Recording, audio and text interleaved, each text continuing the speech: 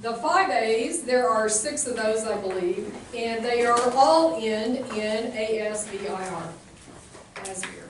Okay. Then there are in the 5B category, there's 1 NPI and there's 1 NNPI. So sofosbuvir is the NPI and islatravir is the NNPI. They all both end in VUVIR. Okay, that's the way I would learn it. There's only 13 drugs. Well, wait till you get to HRV. You'll be going, give me a Pepsi. Okay. So in each of the categories, you'll see that all these, for the most part, are given in combination with a drug out of another category. Some notable differences are in the 3,4A, there are none that are single agents. Under the 5As, oh, I take that back, I forgot. Semipravir on the very bottom of the first section, it does come as a single agent Alicio.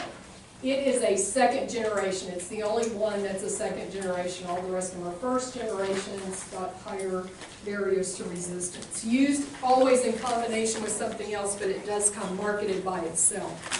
All the rest of these, you cannot find them singly. They will all come in combination products. Okay. The 5A inhibitors,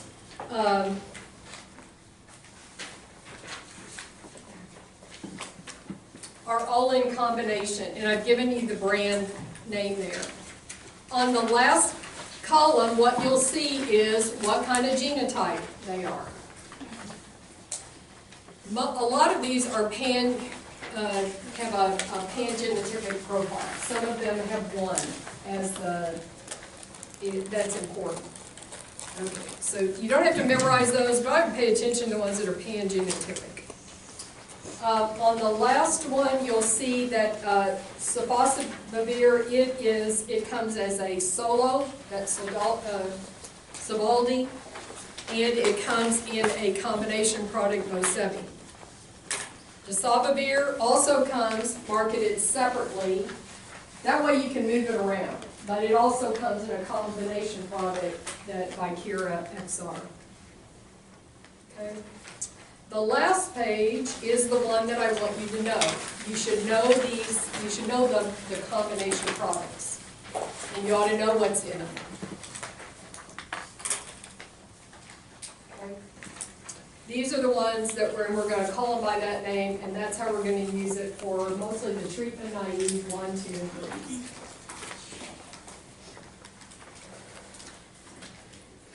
So I've given you whether or not you can, some of these you can use with Ribavirin, the old product. You'll also see ritonavir in there. Ritonavir, they made mention in the video, ritonavir does not have any pharmacologic effect against the hepatitis C. What it does is we use it because it boosts the effects of the other, because it interferes with its metabolism.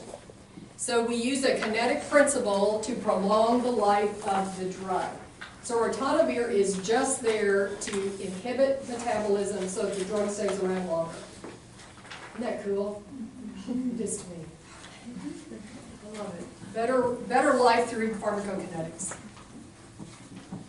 You all have no sense of humor! Oh my gosh! Okay.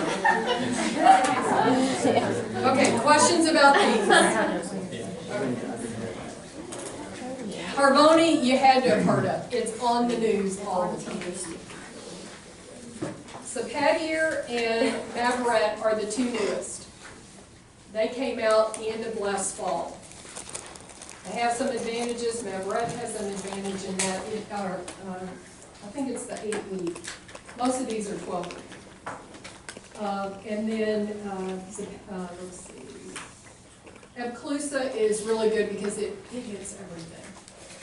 And then the other two are not as well known, the Vicura XR and the Mosevi, but they are also very good because they're pan-genotypic. Okay, let's go back to the handout. So I'm just going to hit some things, because I tend to be, in this handout, it's redundant. You'll see the same thing in the table as you will in the handout, and you'll see it usually twice. So let me just draw your attention to the bottom of that page with Semipravir, Alicio.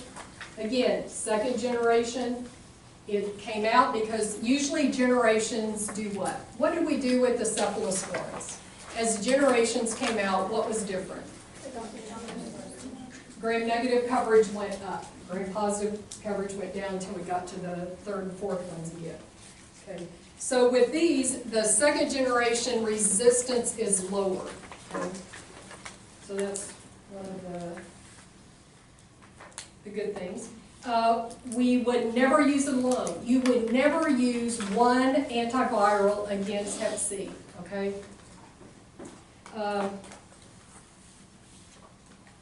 All right, next page.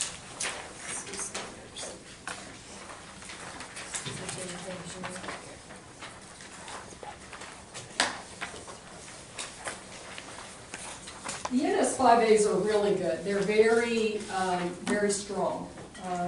You'll see under like the third bullet, they are quite potent, effective against all genotypes. They have a low barrier to resistance and variable their toxicity. These drugs overall are very well tolerated, amazingly. Let's just say, let's see, down through here.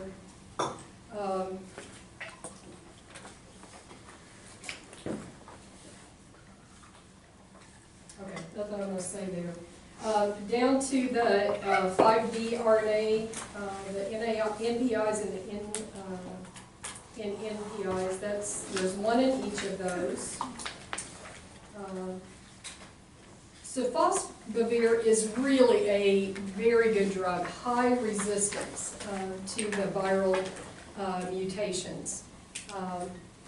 Most of the other, it talks about plagued with toxicity problems. There are drugs in this class that are in other countries. There are drugs in this class that have come down the pipeline. The reason there's only one is because of just the adverse effects have been too high. That's what that's talking about. And then Desabovir on the top of page 7. This one's primarily an adjunct. The NNPI is not as strong as the NPI. So Desabovir is usually, it's always going to be added on. It's an adjunct, an add-on. Whereas Sofosbuvir, it is a powerhouse. And I think that is the one that's in Harvoni. So very, very effective. Okay, the fixed combinations, let's go through those a little bit in more detail. So Zepotir, an S5A and a 3,4A, high barrier to resistance. Most of these drugs have been formulated to increase adherence, so most of them are once-a-day dosing. Most of them have been put together in one tablet, not all of them, but most of them are combined.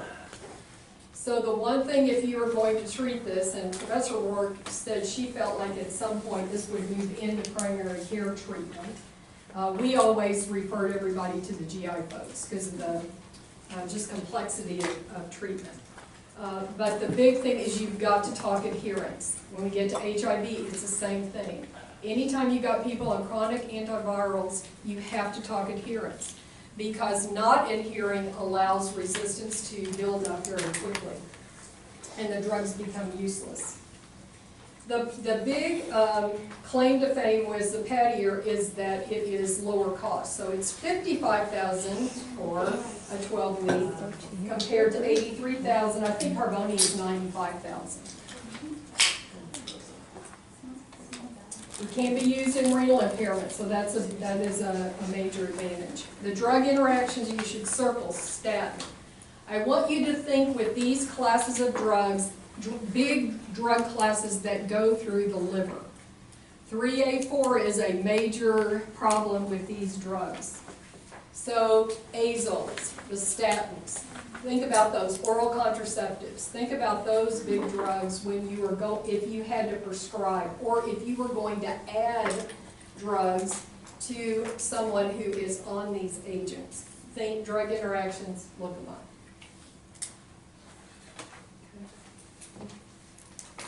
Harvoni, very, very good, very expensive. It is a 5A in an NPI, so sifosavir. The Cura XR, it's genotype 1. That's why it's an important drug, but it's limited in that it just has that one genotype. And it's almost every class that you have, and you see ritonavir in there. So if I asked you why ritonavir was in a regimen, you should be able to tell me. Epclusa is another new one, came on the market at the end of last year. Pan-genotypic, very useful.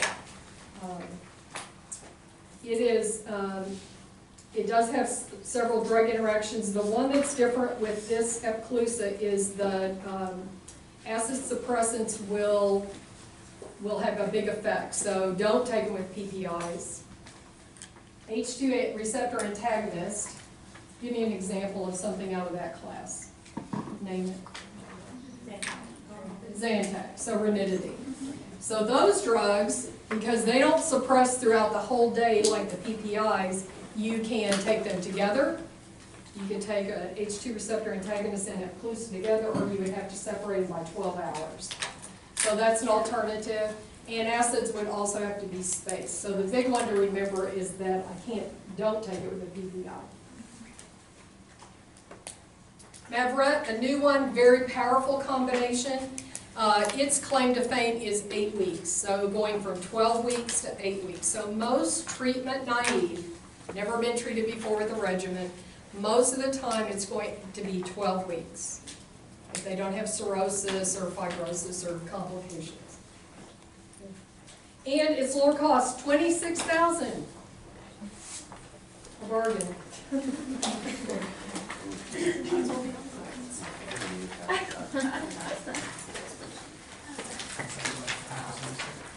And then the last one, Bosevi, is more used for salvage therapy. So if you've got a person who's failed a regimen, can't tolerate a regimen, then this is a go-to. $75,000 for 12 weeks. Most of the time, insurance will pay for these. The reason is because it's a chronic. If you don't pay for it now, you will pay for it down the road.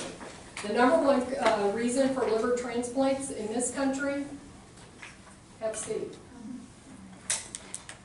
If you're going to get a liver transplant, you got to eradicate the virus before you transplant them, or else their new liver will get infected.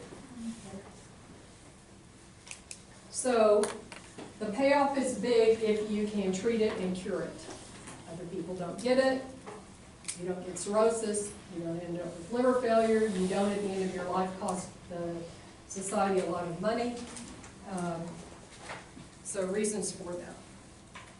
We're going to come back and put this in context when we go through treatment. All right. So the last two drugs, Ribavirin and Pegylated interferons, these are the old products. Before the direct-acting antivirals came about, this is what we had. We do not recommend them unless people cannot use the other drugs. So these are go-tos if you've got people who've got contraindications or cannot tolerate the oral agents. These would be ones to go to. Sometimes they're added into other of the oral agents regimens if for different reasons. Not very effective on their compared to the direct acting. And they're high toxicity. So if you look under the second bullet, guideline recommendations, it's not recommended that PEG interferon and ribavirin be used without additional preferred HCV antiviral agents, regardless of phenotype, for naive or treatment experienced. Under the pegylated, we've seen that word before. What drug did we just talk about that was pegylated? Geocoparine, osmotic laxative. Miralax is pegylated. So what I tell you about Miralax, why is it pegylated? Because the ethylene glycol, Does what? it's an antifreeze. Because it's bad for you, so they change it just a little bit, so it's not. Okay. So we use it a lot with drugs. You'll see a lot of drugs that are pegylated. Usually it improves some kind of aspect of the drug. With Miralax, it made it more hydrophilic, so it draws water in. That's why it's an osmotic laxative. It's used in industry for many reasons. So there's lots of things that are pegylated. Doesn't mean they're all always hydrophilic. There's some lists there for you. Improves their solubility, decreases immunogenicity, drug stability, reduces renal excretion. So lots of reasons to use pegylated. In areas where interferon-free regimens, you'll see that term a lot in Hep C literature, are available. That's those direct-acting antivirals, then that's what we're going to use. We're not going to use the interferon-based if we've got other safer drugs to use, is what they're saying.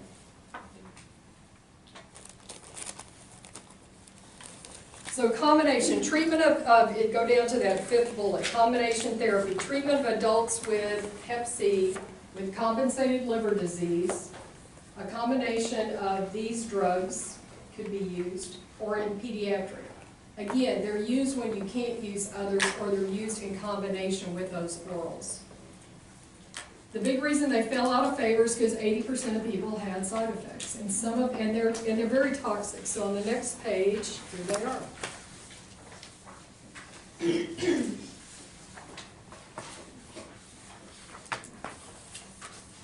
So look at the labs that have to be monitored. These drugs are myelosuppressive. They're also have a hemolytic nature, so the anemias are very common, as well as neutropenia and thrombocytopenia due to myelosuppression, but also people who have liver disease tend to have low platelets.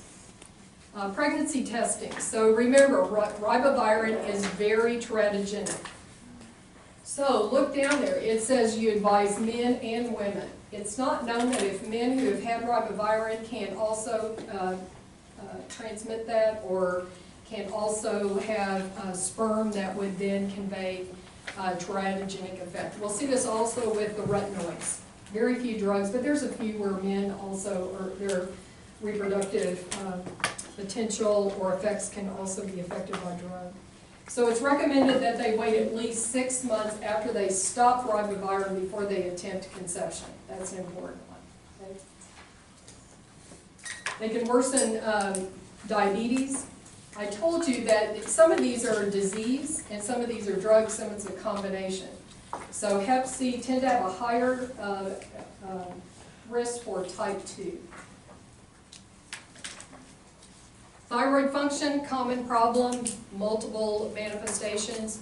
Eye exam, we'll talk about down below. So those are the monitoring. So the neuropsychiatric adverse effects are really big with the interferon and ribavirin. Depression is huge, and as well as fatigue. Fatigue starts early, within a week or two of starting therapy. Other common complaints are sleep, appetite changes. The person should be evaluated for major depression at that point. People have histories of major depression, should probably avoid this drug. Suicidal ideation also can go along with this.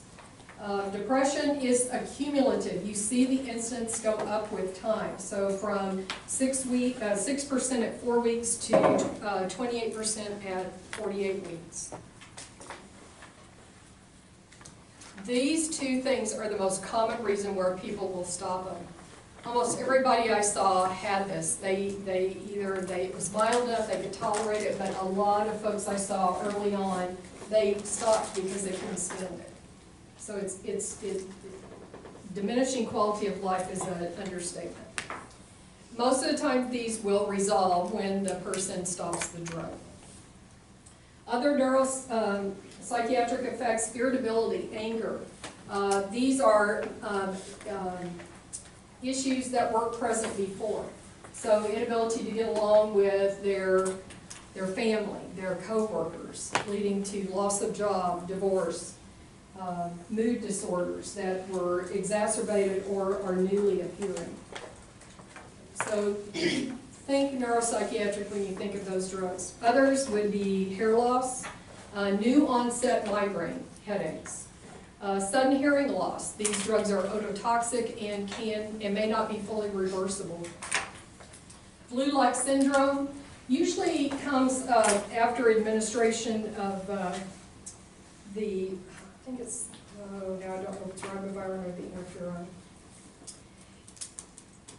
Usually pre-treating, hydrating them well, having them use Tylenol before will greatly diminish those effects. Nausea is common. Dermatologic complications, a lot of these are hypersensitivities. Do you it's been a while since we talked, and do you recognize what type? Can you tell me what type of hypersensitivity? Remember we had 4? Type 4. Most of these are type 4. Severe, there's severe hypersensitivity reactions.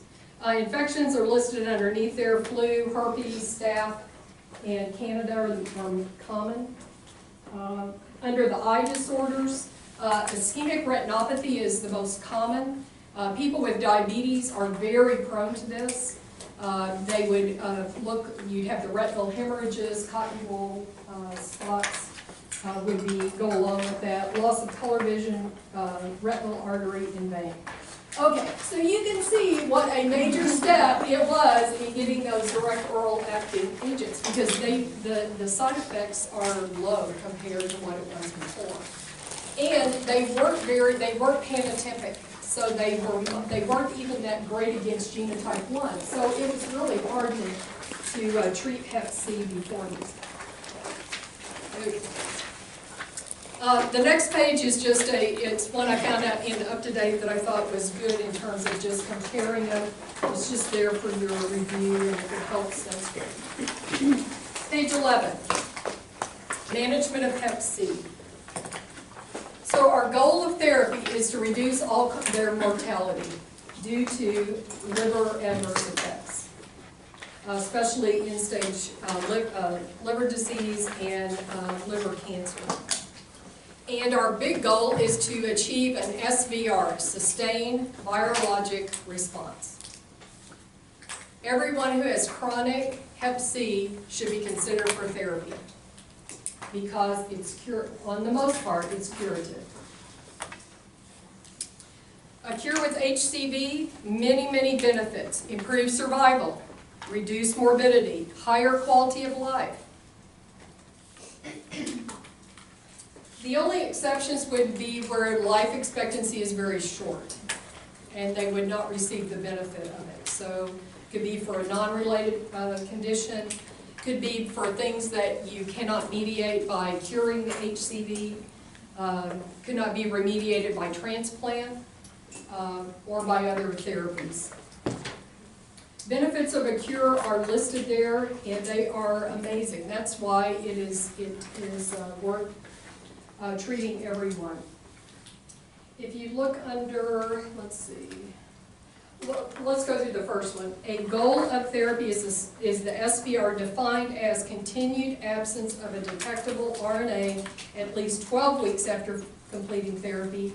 But in most of the studies, most of these people will maintain a negative, no viral load 5 years out.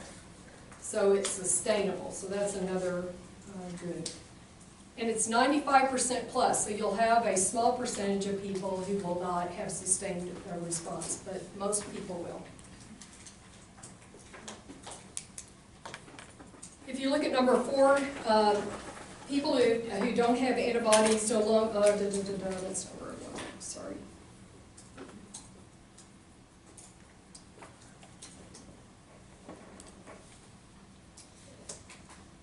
I think most of under that last bullet I've said most of them. So decrease in all-cause mortality, liver-related deaths, need for transplant, decrease liver cancer rates, liver-related complications, even in those who have advanced disease. Effects of a cure, liver inflammation goes down, so transaminases are going to go down or return to normal. Rate of liver fibrosis goes down. 70% reduction in the risk of liver cancer, that's huge. 90% in liver-related mortality and transplants. Under extrahepatic manifestations, you still get great things. Complete or partial remission of non-Hodgkin's lymphoma. Significant all-cause mortality, all causes of death, improved quality. Are you sold? Yeah. Okay.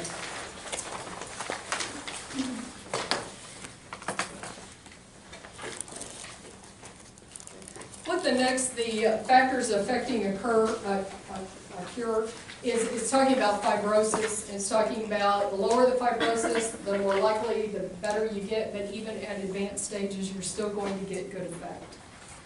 Liver transplant, I talked about treating them before, so that they, and clearing the infection before they're transplanted. Co-infection status, always looking for HIV and Hep B, screening for those as well. Renal disease improves with treatment. Insulin resistance improves with treatment. Improvement in fatigue, resolution of lichen planus, which is one of the dermatologic manifestations. So many good reasons. That's why insurers are willing to pay the money. Regimen selection is by genotype and by presence of cirrhosis. It's also whether or not you've been treated before and you had a treatment failure. There are a couple of these, there's only a couple of these, but viral resistant testing is recommended for genotype 1A, is to test them to see if they are resistant to NS5As. Professor Work, did you all ever do that? I wasn't listening. You're not hitting on every word I'm saying like a student. Okay, did you in 1A, did you ever do those resistant testing in patients? Rarely. Okay, what would make you do that? What would make me do that is if the patient was cirrhotic Oh, okay, and needing transplant yeah, and needing cure. you absolutely had to have a cure, okay. Yeah. So that would make you choose what you would choose. Okay, that's a good example. Okay. Genotype 3, again, cirrhosis or prior treatment failure, also testing them for another 5A, and that would be for Epclusa is that next one. Or if you were looking at Daclenza or Sovaldi in a regimen.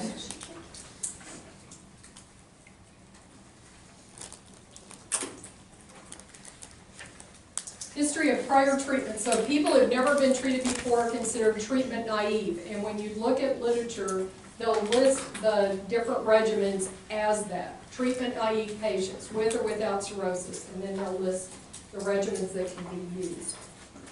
If they've had treatment before, they're considered treatment experienced. And then the fibrosis stage, I'm repeating some of this now. Evaluations of other conditions that might affect therapy on the top of page 13. So renal assessment. So some of these drugs cannot be used in renal impairment. Some of them, the dose would need to be modified. So with most drugs, as a pharmacist, I'm always amazed that providers don't know the renal status before they use drugs. Most of our drugs have some involvement with the kidney. And next month I'll get to hammer it because then we're going to talk about how to calculate a creatinine clearance. For young people it may not make so much difference, but as you get older, more complications, more comorbidities, more drugs, it's important to know what the kidneys are doing. Because of the side effects we've already talked about, and these drugs can be myelosuppressive, you want to know what their blood count is, the red, their white, and their platelets. Do they drink alcohol? Are they continuing to use drugs? Are they going to continue to do liver-damaging behaviors that are going to thwart your ability to treat them? You look at the extrahepatic manifestations. We talked about cancers. Are they co-infected with HIV or hepatitis B? So, Professor Rourke, I'm interested. What did you all do with those folks? If you screened them and they were positive, did you treat those first and then start Hep C, or the reverse? For Hep B, If they were HIV positive, did you do anything different? we would refer. What about Hep B? Hep B, we would usually refer to Dr. Wright. Harlan Wright. Good old Harlan Wright. We didn't treat Hep B, so we would usually send them for, just have it. We had a few, this is where you get into the art of medicine. We had a few cases where the antibody profiles were such that they weren't actively replicating Hep B, so we would go ahead and treat Hep C and try to clear that, because you can cure it, kind of take that off the table, and then refer to the hepatitis B clinic. So, because basically, and we're going to talk about that when we get back to that in a minute, or this afternoon, you're just trying to suppress replication when you're controlling Hep B. Right. So in some cases, we would treat Hep C first. Okay, thanks. So drug interactions you're going to look at. Also, if they've got a woman in reproductive years, you want to know about her pregnancy status and that she's using good contraceptives. And then there's psychiatric history. Okay. Let's go on over to the next page. I've given you definitions. I've just kind of put them all in one spot for you. So let's go down below. We talked about most of those already. Let's look at genotype 1.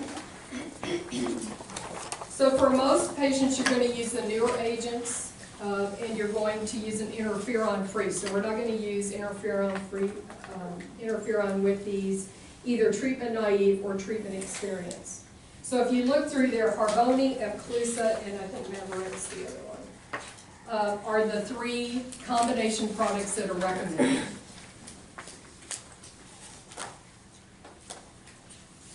Epclusa and Harboni are 12 weeks, and Mavorix's is 8 weeks. They do differ significantly in cost, so you may have insurers that are going to direct you one way or the other. If you look at their drug interactions, they are significant, especially for the statins we talked about and other drugs that are cleared through CYP 3A4. Adverse reactions are similar: fatigue, headache, nausea, insomnia. So compared to what we saw with Ribavirin and Interferon, fairly well tolerated. They're all in fixed doses. They are all once a day.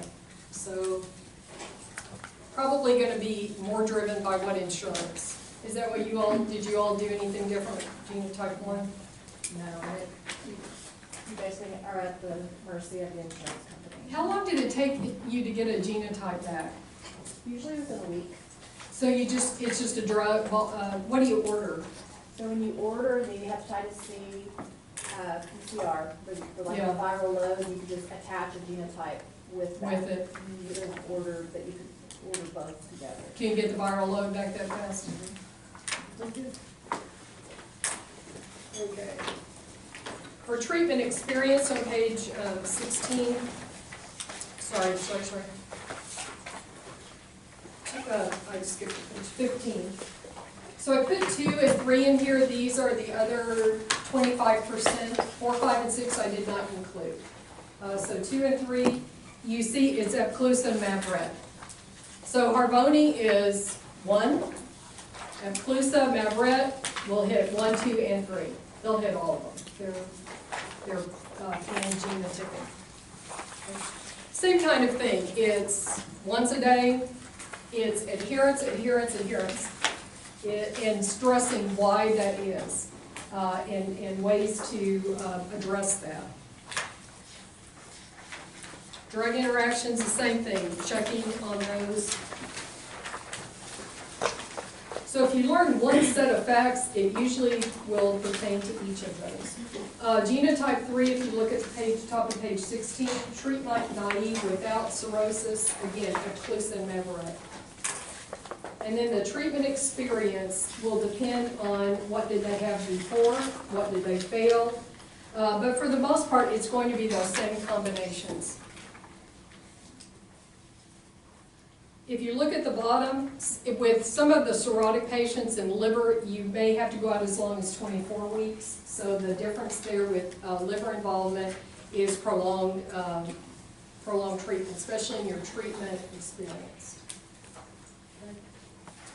Last page, 17, adherence, adherence, adherence. Okay. Adverse effects. With these, it's fairly low.